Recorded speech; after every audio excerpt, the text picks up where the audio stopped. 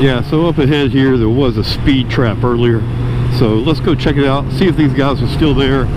And the speed limit's 40, so I better slow down just a little bit. It is so easy to go over the speed limit on these bikes. I mean, you've got this 1100cc motorcycle here that is really light and powerful, and they like to sit right here at the bottom of this hill. Right down here, let's see, they had a whole bunch of people pulled over earlier. Speed Trap Central. Oh, looks like they're all gone.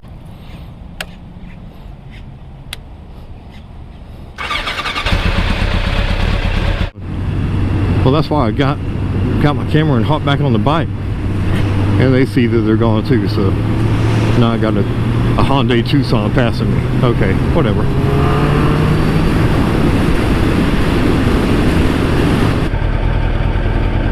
What we got there?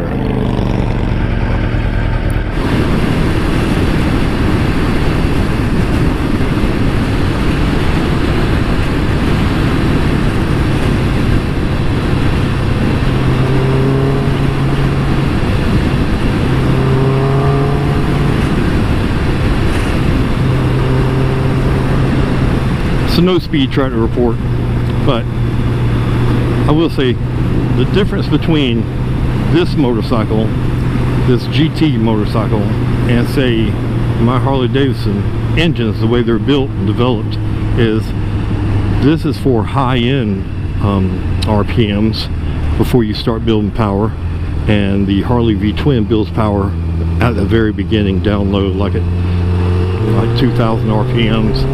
You're already getting up there. For this thing, it doesn't have any power really until I'm in 4,000 or 5,000 RPM, and then it starts building up, and once I hit 7, well, that's when the magic happens.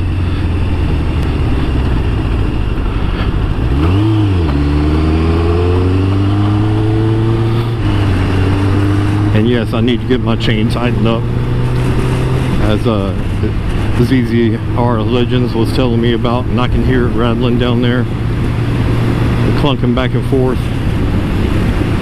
So I need to get on that really soon. So it's September here in Florida, and it's starting to cool down, and things are just getting better and better. And this temperature right here, it's like 3 o'clock in the day, during the day, and it feels fantastic out.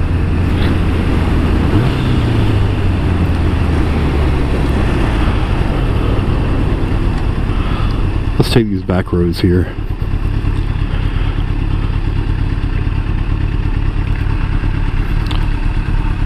These people are probably all getting onto the parkway, or the turnpike, excuse me. So yeah, the ZX11 is going to build power in the top of range, and you see it goes to 11,000 RPM.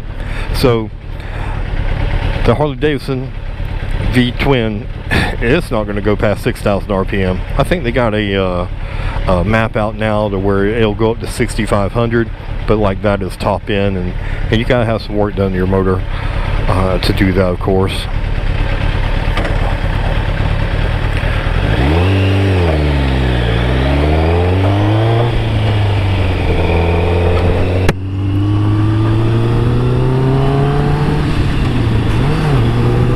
Now, this being a GT motorcycle, it's definitely comfortable.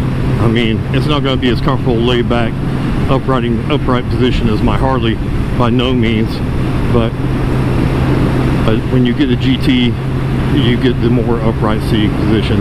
So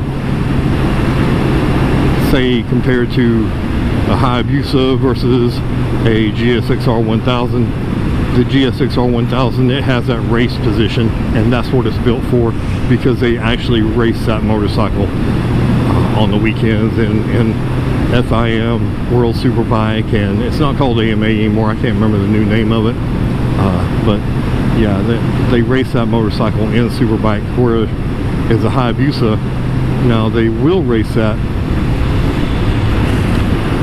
at the drag strip as a drag bike, and they'll stretch out the swing arm, and that's what the stretching of the swing arms is for, is to help keep the front tire down so you can get as much power as you can. Now, stretching out that swing arm is definitely going to inhibit your abilities in the curves, and all that money that Suzuki has, or Kawasaki, or Yamaha, or Honda has invested in road and development, and to make that motorcycle turn, well, now you're taking the geometry of that motorcycle and stretching it out for just straight line. So it's not going to handle nowhere near as good in the curves as, say, the factory motorcycle will.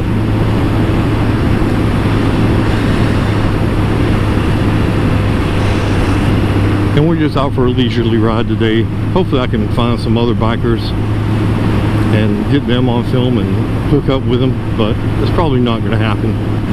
But yeah, if you guys are into ZX11s or any Kawasaki's, like the ZX7R also, because my man zzr1100 Legends, you can check out his channel on YouTube, and he's got a lot of great information on there, and rebuilding his bikes, and it's just an awesome video. He makes a great video, and I enjoy watching all of his shows. Yeah, that's close enough to a stop. I don't see no popo behind me.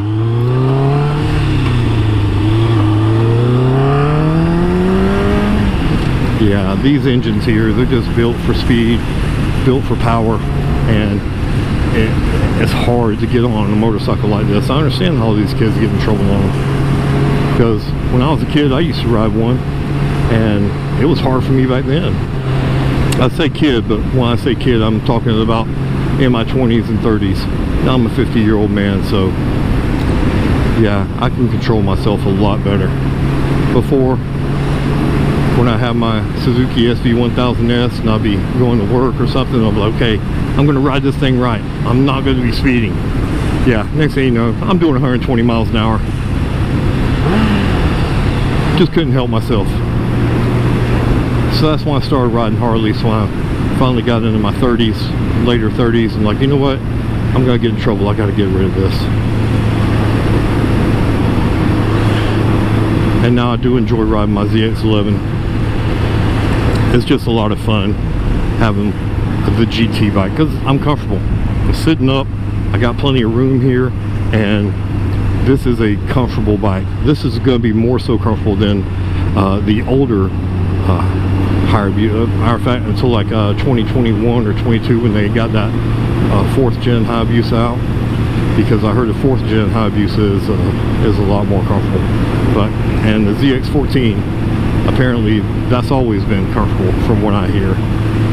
But when I sat on the ZX14 versus the Hayabusa, I've always felt cramped up on the Hayabusa, and like it was a more of a racy position, closer to the GSSR 1000 style, whereas the ZX14 felt more comfortable and more relaxed riding position. And I think most people that get these motorcycles, well, that's what they're after. They don't want to be scrunched up in a little ball anymore, because I'm 6'1", and in that riding position, you know, the guys racing for Suzuki and Yamaha, Kawasaki, BMW, Ducati, they're all a bunch of short guys or women that are weighing 150 pounds. They're like 5'6", 5'7", and that's the MO. And if you are a big guy, well, you're going to not have as good of a chance as someone that weighs 150 pounds. So you're, say if back in my prime, my youth, and I was 187 pounds at 18, just getting basic training, then I'd have a disadvantage to the guy that was 5'6" and weighed 150 pounds or 140 pounds, because that weight advantage would hurt me on the motorcycle. Especially back then, the actual newer sport bikes, they weigh a little bit more. Let's go up here on 27. See what we can get into.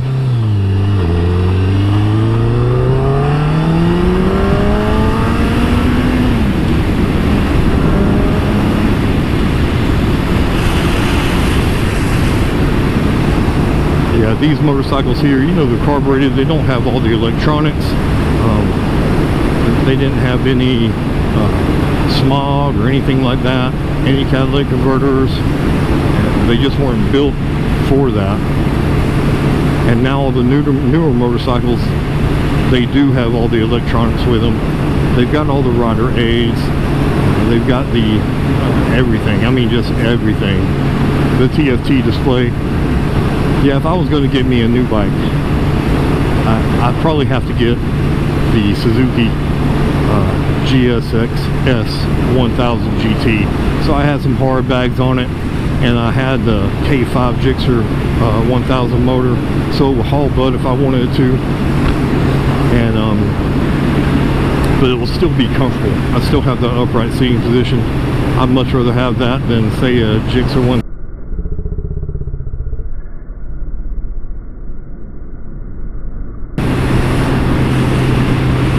There we go. We had a female on the bike back there with some long blonde hair hanging down and wearing her pink stuff. I wonder where they were coming from, if there was anything going on today. Because I used to really be into the sport bike scene when I was younger, and motorcycle racing, watching MotoGP and AMA Superbike with Matt Mladen and Ben Spies, and then Nicky Hayden back then also, God rest his soul, because Nicky Hayden went on to ride in MotoGP in Europe. And one day while he was out training on his bicycle, riding his bicycle, pedaling, building up his endurance, a woman ran over him, and he didn't make it. He died. But he did. That's not before he did win one championship in MotoGP, and he was also AMA Superbike champion also.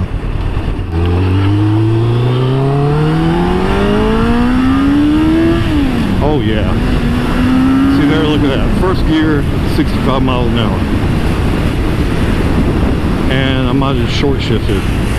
But yeah, I got first 65 miles an hour in first gear, just like that. I mean, wow. So if you guys still with me, when you get done watching this video, I'm sure they've still got the Marco Simoncelli wreck that happened in MotoGP. And he was actually one of Valentino Rossi's good friends. If anybody watches MotoGP and knows what I'm talking about. And during that race, Marco Simoncelli low-sided, was sliding the bike, trying to pick it back up, pushing his elbow and knee down, and the front tire caught traction and swerved him back in front of everybody while he was laying on the ground. And Valentino Rossi ran over the guy's head, and I think, was it Colin Edwards? I think so, not Colin Edwards, the guy from Texas, what's his name?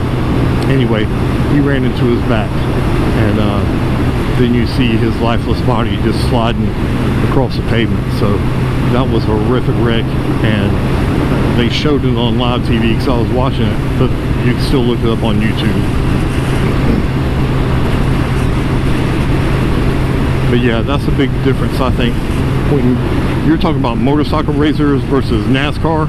Well, NASCAR racers, when they wreck, they hit the wall or whatever, and they get out of their jet harness, the harness device, their helmet, and they get out cheering and waving, I'm okay, I'm okay. Yeah, well, motorcycle racers, they do one of three things. They either lie there for the ambulance to come and get them, get up and try and get their bike back in the race, or walk off in disgust. So, hey guys, thanks for watching this, and you guys have a good time. Get out there and ride. Deuces.